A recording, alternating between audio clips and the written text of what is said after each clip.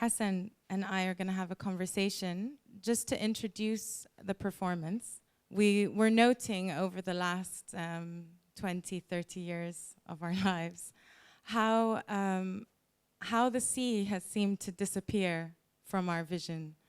Bahrain is an island. It's an archipelago of 33 islands, and during the 80s, every journey you would take to anywhere on the island, you would always see the sea in somehow in your vision. And today, access to the sea is so limited. I think less than 10% of the coastline is public in Bahrain today. And the rapid land reclamation that has been happening over the last 10 years or more has made it that now roads, which were all coastline, seem to be completely landlocked. Yeah, I mean, we all have, I guess, different ideas of, and our relationship with the sea has changed a lot. And one of the things we've been talking about recently is that we kind of lost our relationship with the sea to begin with. Like it's almost like it doesn't exist anymore. So we're taught in school as kids that we have these 33 islands, and but in reality we don't really see it anymore. I remember going to school every day, going to and from school. I clearly remember seeing the sea north of Manama, and it was just part of the daily landscape. But it doesn't exist anymore. You don't see it. So that was part of our discussion, and. But this was also, we started our conversation, I guess, about our relationship with the sea, but we also wanted to talk about the urban landscape of Manama in particular, and so. And maybe how once, like, almost all the architecture of the cities were directed towards the sea, so the sea breeze would always come through. But now there seems to be a turning away. It's as if we're looking inwards as opposed to outwards. Yeah, and you can tell which buildings were built before all the reclamation happened. So you know, based on how they're oriented, you know, some are facing what used to be the sea, and some now just face inwards, and that's kind of how it's become these days. Yeah, and we were also thinking about, because of your research into traditional music histories. Maybe you can speak a little bit about your studies in maritime history and also ethnomusicology.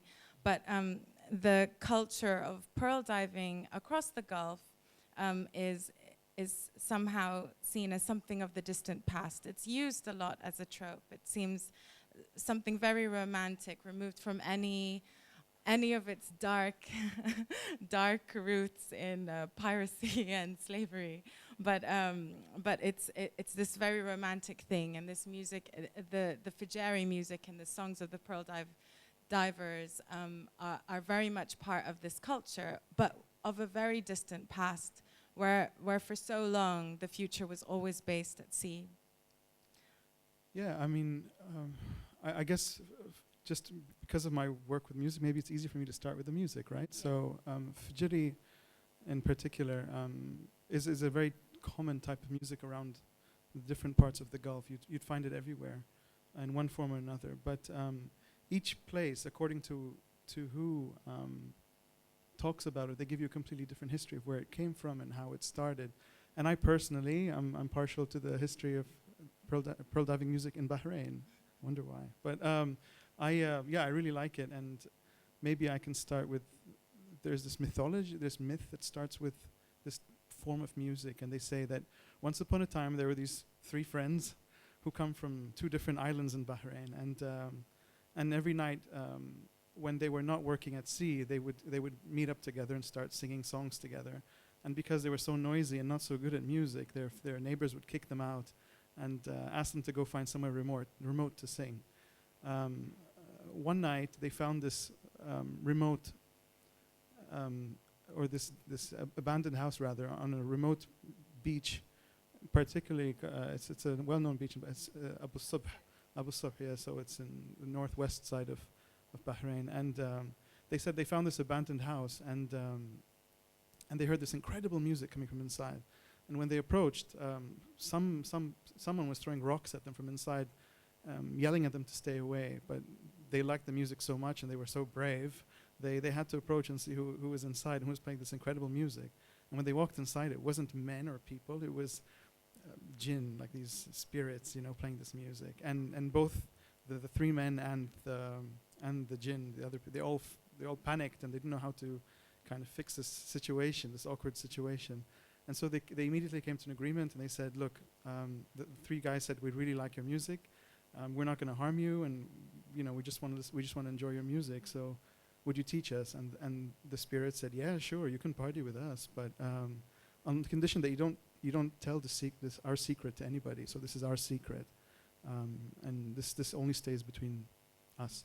And the three men agreed, and for years they kept coming back to that abandoned house, and they kept playing this incredible music. And then over time, two of the friends died of old age, and the last one knew that his time was coming up soon, and so he called up all his neighbors and family and says, I have something to teach you. And that's the story of this music, and the reason the reason I think this is connected to the idea of the future is there's always the sea and the culture of the sea. There's always something. I mean, even in literature, it always kind of feeds the imagination of what is unknown, what is kind of otherworldly, and so there's always this idea of the sea being either like a very direct trade route that connects people, but it also connects you to something mysterious, and that's part of where our conversation went to, right? Yeah, the island you were speaking about is Muharraq. I mean, that's where the Dar now in Bahrain that still exists, where musicians are still playing, and you've worked with them quite a lot. That's on the island of Muharraq, and Muharraq in particular, that's where the airport is in Bahrain, and before Dubai Airport, Bahrain used to be the hub for the Middle East, the air hub. Now, but it did, and Concorde used to fly out of there, and you had a really good story about it. I did this project once with some of these pearl diving musicians, or rather the grandsons of the original pearl diving musicians who still continue the tradition.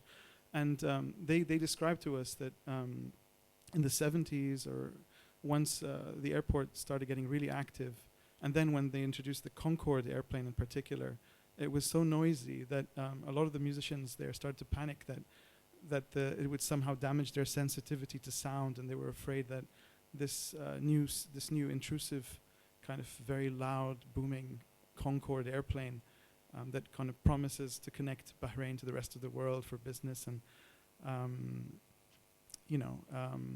it's well.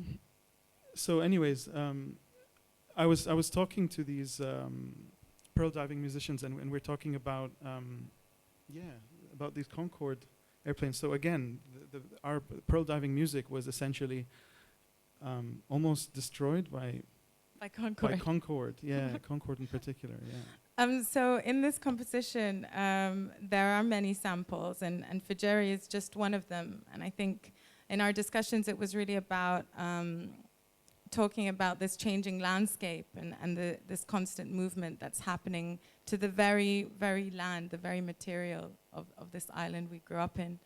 And I just wanted to ask a little bit more about maybe the samples, but both the audio ones and the visual ones, maybe the structure as well of the composition. So today we're using, Emma's going to help me out a little bit here with the video, but the video is part of our conversations had a lot to do with YouTube and like what was available on YouTube and archives, and so we tried to find what's available as part of our discussion, just to facilitate our discussion. But so there are references here, and I'm just going to give you a very quick list, and it's not complete. So try to catch other ones too.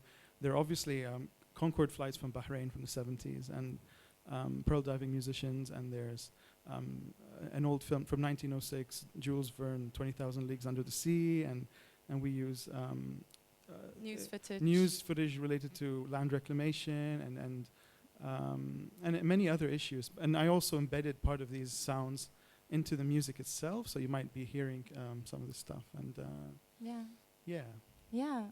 and maybe a little bit about the form and the because we were talking about time traveling and messian.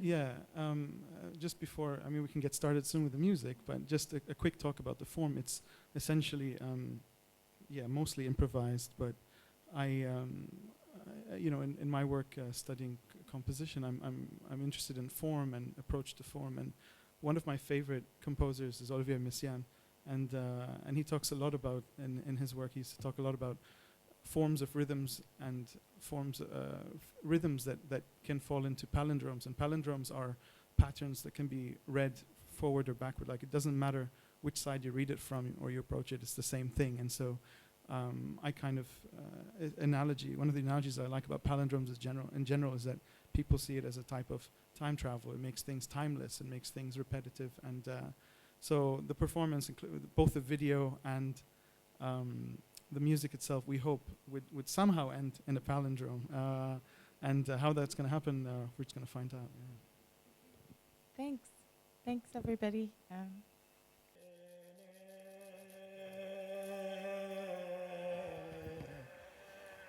بسم الله